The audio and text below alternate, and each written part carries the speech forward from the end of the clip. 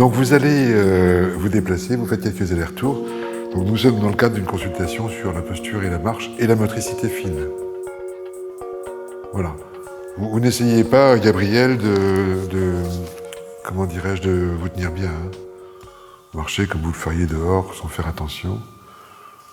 Voilà. Alors me taisant, évidemment, j'entends la sonorité de son pas. Donc Gabriel, vous talonnez beaucoup en marchant, déjà. Hein. Alors, Gabriel n'a pas de douleur. Hein.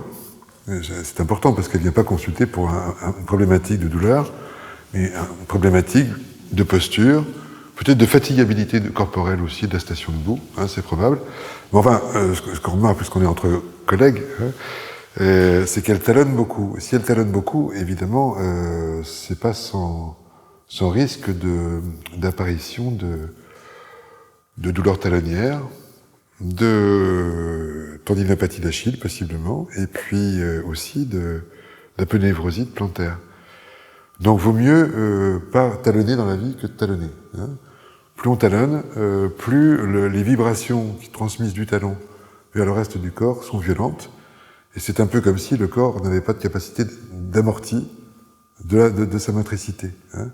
Donc quand on entend un choc talonnier comme ça, quand on le perçoit chez des patients, à l'évidence, la vibration talonnière remonte vers les lombaires déjà, donc il y a des risques de lombalgie aussi, mais surtout, ça veut dire qu'il n'y a pas d'amorti du corps.